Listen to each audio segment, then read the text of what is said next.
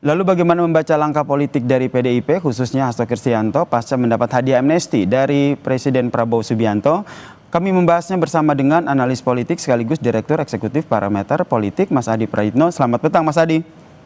Selamat petang. Mas Adi, kalau dukungan untuk pemerintah oke lah sering disampaikan oleh PDIP. Tapi kalau ditanya bergabung ke pemerintah pasca Hasto mendapatkan hadiah amnesti dari Presiden Prabowo, kemungkinannya seperti apa?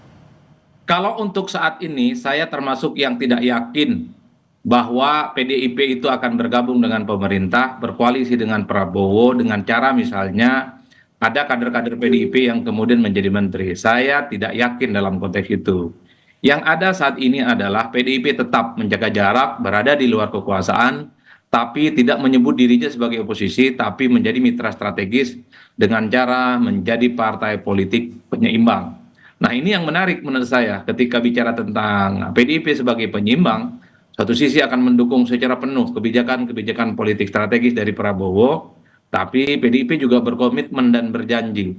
Kalau ada kebijakan yang dinilai bertentangan dengan ideologi Pancasila, menimbulkan ketidakadilan sosial, termasuk juga misalnya ada perilaku hukum yang tidak berkeadilan, PDIP berjanji akan memberikan kritik secara terbuka. Bagi saya adalah salah satu sikap yang cukup moderat yang dipilih oleh PDIP hari ini jika dibandingkan dengan ketika di eranya Pak SBY. Kita tahu ketika SBY jadi presiden dua periode, 2004, 2009, 2009, 2014, PDIP langsung menyatakan diri sebagai partai oposisi. Hampir setiap saat dan hampir setiap kebijakan-kebijakan politik SBY bagi PDIP itu dikritisi dan kemudian menimbulkan konfrontasi yang tidak berkesudahan. Karena memang kita tahu ada jarak psikologis memang antara SBY dengan Mega, antara Partai Demokrat dengan PDIP itu kan tidak akur. Tapi ketika bicara dengan Prabowo Subianto, saya kira semua persoalannya agak berbeda. Secara personal, Prabowo dengan Megawati baik-baik saja, dan secara politik antara Gerindra dan PDIP bahkan diklaim sudah seperti kakak dan adik. Jadi di situ yang kemudian saya tafsirkan. Kalau kita bahasakan dengan bahasa anak muda saat ini seperti teman tapi mesra. Di luar tapi bersahabat cukup mesra dengan kawan-kawan yang ada di pemerintahan. Mas Adi, sorry saya potong. Apakah ini yang jadi pertimbangan dari PDIP ini salah satunya adalah kalau kita berbicara soal Prabowo yang tidak hanya menjalin komunikasi dengan Megawati dan juga PDIP, tapi juga dengan Joko Widodo? Kalau saya membaca rata-rata secara umum, memang DNA PDIP itu adalah di luar kekuasaan ketika kalah dalam pemilu. Khususnya kalah dalam pilpres. Karena di berbagai kesempatan misalnya elit-elit PDIP selalu menegaskan bahwa kalau kalah itu memang sebaiknya di luar dan menjadi check and balances sebagai upaya untuk menciptakan kekuatan politik yang seimbang. Dalam konteks itu memang harus kita apresiasi, Mas. Di tengah semua partai politik kecuali PDIP hari ini itu sudah menyatakan diri sebagai bagian dari koalisi pemerintah hampir 90%. Tentu yang dikhawatirkan oleh publik ini akan muncul apa yang disebut dengan bahaya dari sebuah stabilitas.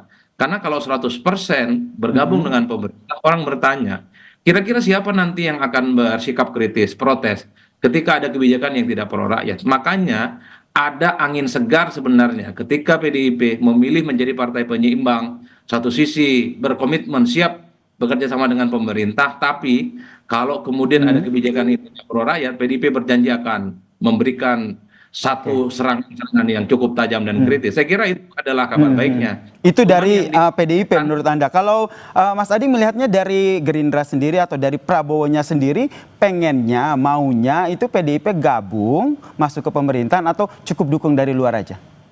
Ya, saya kira memang kalau melihat rata-rata secara umum mazhab politiknya dari Prabowo Subianto itu adalah mazhab gotong royong dan merangkul semua partai politik. Bahkan sejak terpilih jadi presiden, dilantik 20 Oktober 2024 yang lalu, Prabowo Subianto mengatakan akan merangkul semua pihak, merangkul semua kelompok, tentu sebagai upaya untuk melakukan kerjasama politik, membuat Indonesia menjadi bangsa yang hebat, menjadi bangsa yang kompetitif. Karenanya, rumus dasarnya adalah kerjasama dengan semua eksponen, rumusnya adalah menciptakan stabilitas politik.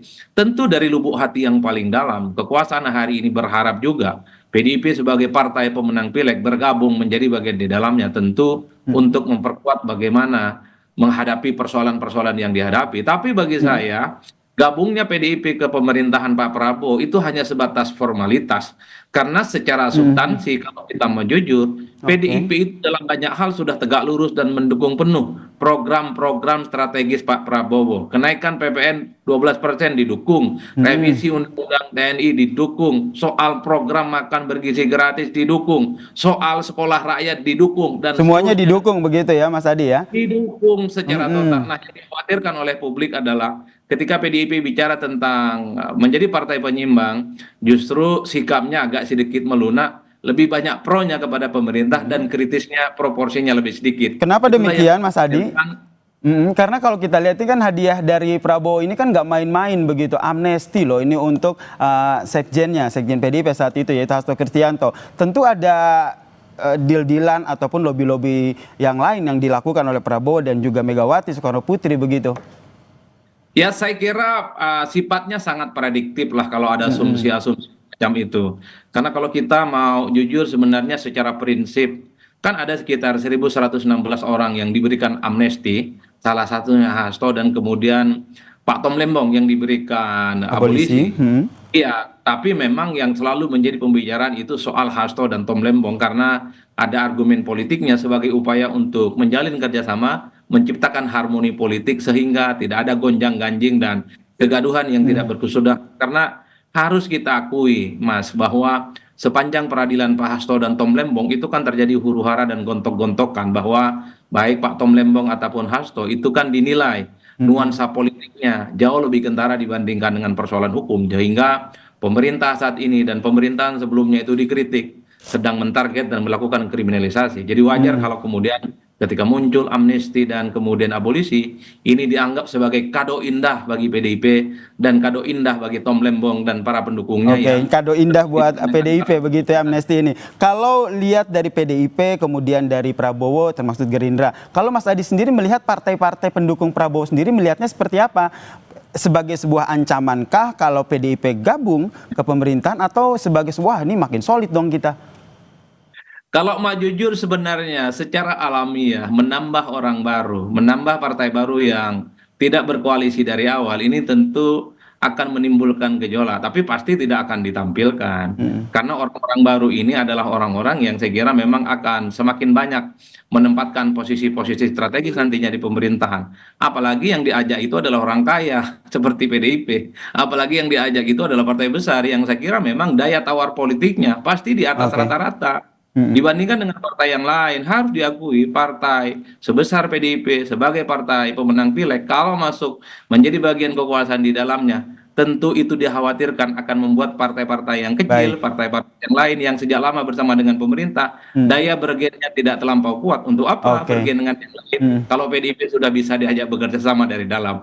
Kita Kan itu nantikan sejak ya ini ya Mas Adi ya. Karena ini masih jadi tanda tanya kita semua, terlebih Hasto Kristianto ini juga belum mendapatkan posisi apapun dan posisi sekjen PDIP juga masih kosong nih. Ini menarik untuk kita simak bersama seperti apa dinamikanya ke depan. Terima kasih Direktur Eksekutif Parameter Politik sekaligus analis politik telah bergabung bersama kami di Kompas Petang. Terima kasih Mas Adi. Terima kasih Mas, selamat sore. Usai jeda saudara di Kompas Petang.